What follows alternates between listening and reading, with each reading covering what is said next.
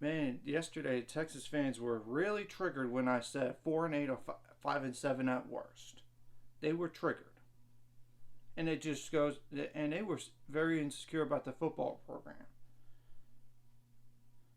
I mean, they said there's no point in responding to a Baylor fan. You know what's funny is they actually did.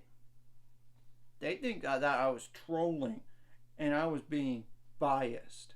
I was not doing either of those. I looked at the schedule and I saw what it is. I mean, come on now. And you know what's funny? The crazy thing is, last year I said 4-8 or 5-7 for Texas, and it happened. But 5-7 for Texas last year. They don't know that I said that last year, and it happened. And you gotta keep in mind too, it gets to you psychologically and like in your mental when you're supposed to have these high expectations and then you fail miserably. I mean, if you want to look at the schedule, and they even think 9 wins. I'm sorry, I don't think so. And like the Vegas line is 8.5. I don't see 9 wins on that schedule. That's why I have 8-4 at best, or even 7-5.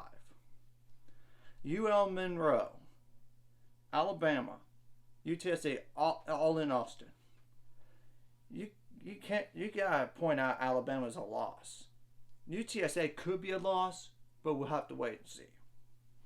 Texas Tech on the road, West Virginia at home. Of course, the Red River Showdown against Oklahoma. I do think Texas could get the win here. I do. But it could easily be a loss. So, gotta keep that in mind, Texas fans.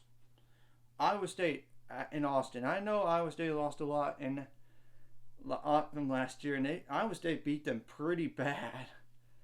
I'm just not sure what to make of Iowa State. I think Iowa State could win this game, but I'm not sure about will. At the same time, I think Texas should. If I had to, both these teams could win this game. I know they could. But I'm leaning towards Texas a little bit, but it wouldn't shock me if Iowa State won. I'm just saying. Then it's 2 back-to-back road games with a bye week in between. Oklahoma State. That's not an easy place to play with those paddles. Kansas State. The little apple. I see those as losses for Texas. I really do. And West Virginia could be a loss as well. Could be. TCU in Austin. And I get that last year they beat TCU. TCU, I just don't know what to expect. I could see them either worse in the Big 12 or 6-6. At 3-9 or 6-6 or 7-5 at best. I just don't know which TCU team is going to show up. And keep in mind too, TCU has beat Texas the majority of the time recently. They have. You gotta keep that in mind. Kansas and Lawrence. Kansas beat Texas in Austin. I have a hunch that Texas wants revenge here.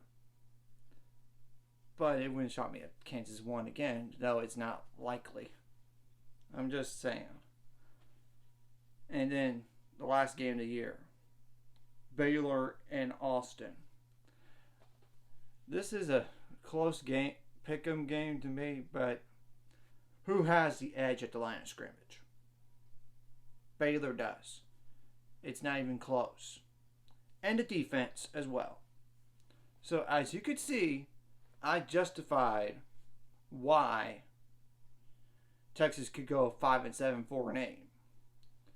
But at the minimum on the losses, which is 4 losses, Baylor, Kansas State, Oklahoma State, Alabama.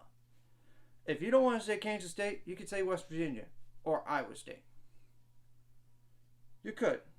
Or even Oklahoma.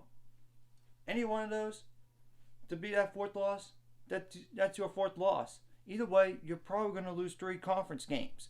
I'm sorry. You're not going to go 10-2 or 9-3.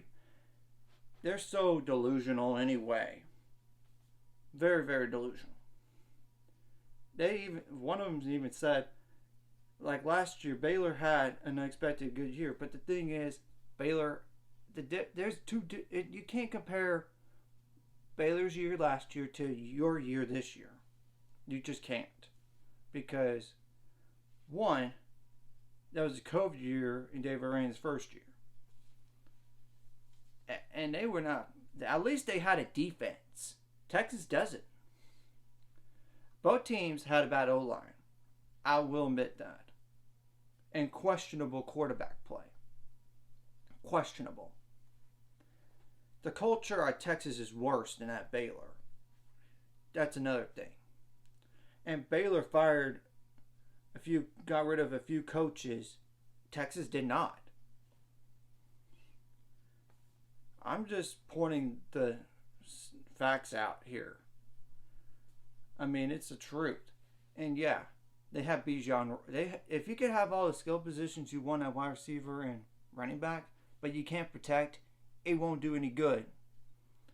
I mean, the question is, how much better will they be at the O-line? They're going to have to start, I think, potentially up to 2 or 3 guys on the offensive line. That's true freshmen. That's a problem.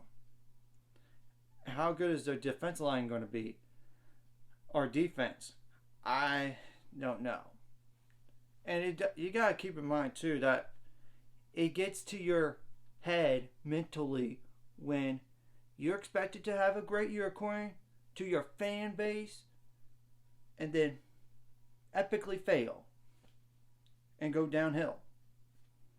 So, I'm just pointing that out. And David Arand's a defensive mind. Steve Sarkisian is an offensive mind. Baylor had 3 stars. Majority of the 3 players are 3-star players. Texas had 5 stars. You can't compare the situations. They're 2 totally different ones.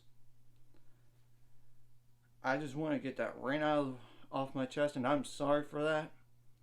If it offends you, I'm sorry. It's the truth. Like and subscribe if you haven't already. Let's get into 400 subscribers and more by the end of this year.